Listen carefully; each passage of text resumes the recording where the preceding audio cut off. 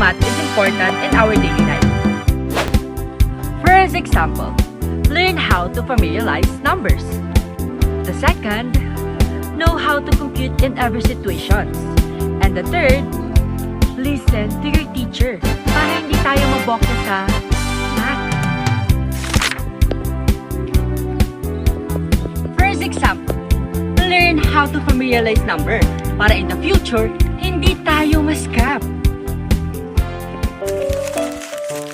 Toyo soka meatloaf, toyo soka meatloaf, toyo soka meatloaf, toyo soka. Te! Te! Mata man!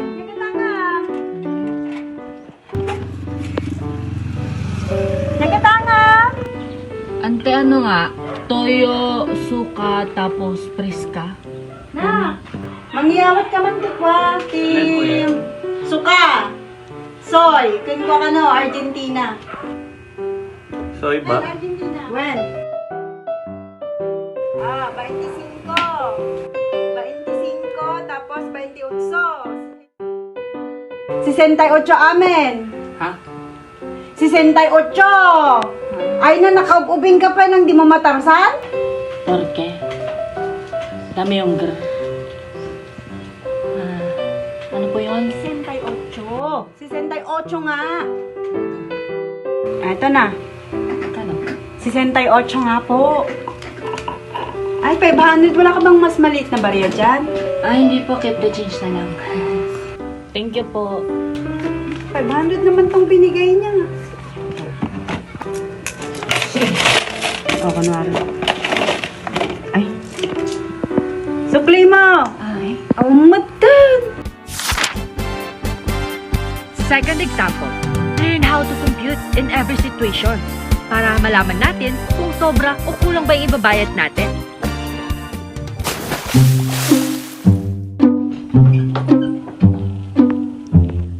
Ay, naapo, aldawan, hindi pa nakapalpalingke! Meron! Huwag ka tan! Mary, lagring kan intan!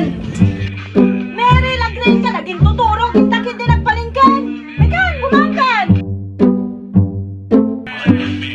Makasadot! Mandya kaya sumurot! Bala ka! Bumangon ka kay Den, Maysa, Maykan! Nyamog gamin! Ay naa! Mary, dara sa mintan! Niliyak, ay na pala girong ka na, intakid din! Bodo. Dara sa, ay na pinilas ko na, ilisan Ay na, Apple, gawin na talagang. Nagpudo! Tamang paypayong tayo! Kasi ko!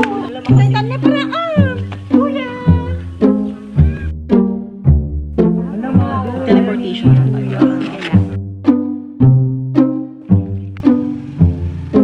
Dito na tayo.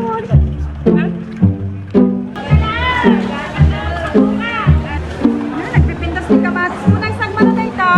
Manang 21 may isang kilo nga eh. 80.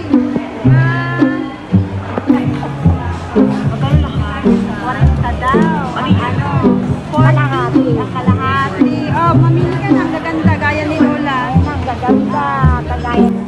Dito kay Mother magkano?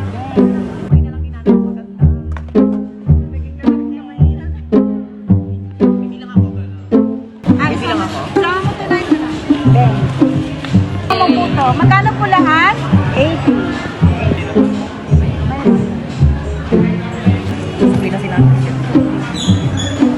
So 100 ayan na. minus 80 equals 20 pesos. Thank you, Nanay. Salamat. Ay, ibili mo na. Bili mo na lang ng isang sili.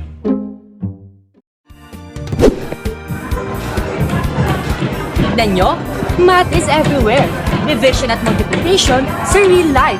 Kahit sa simpleng kalahating kilo lang, kailangan natin ng tamang computation. Example number 3. Math is important. Kailangan natin makinig sa online class para in the future, ma-adapt natin ito.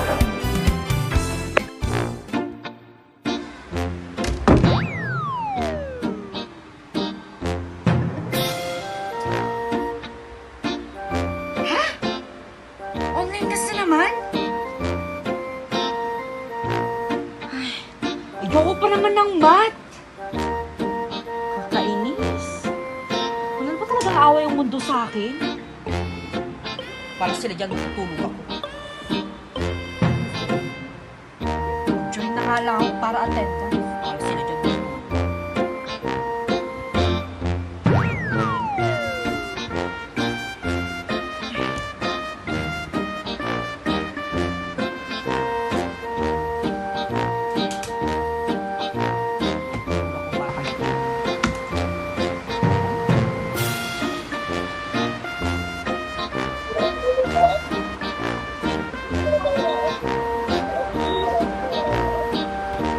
Mr. Maya, open your camera.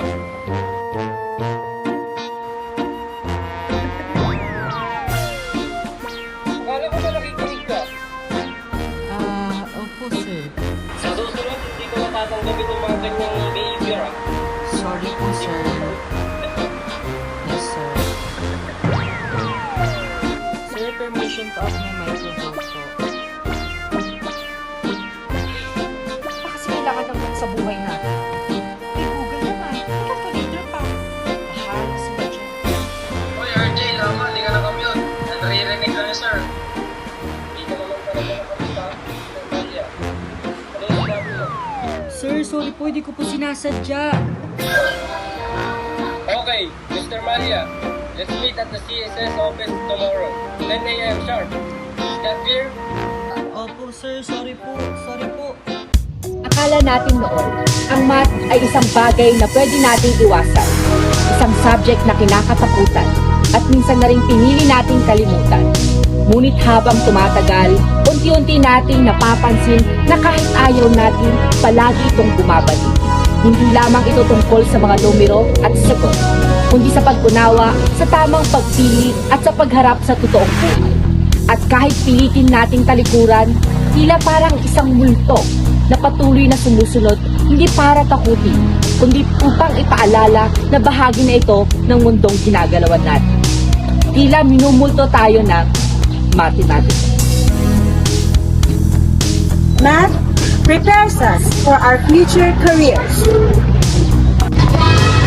Math is everywhere, even when we don't notice it. Math helps us understand our choices. Math helps us decide better decisions. Math helps us to improve our critical thinking. Math acts like a mental exercise, improving our complex and critical thinking.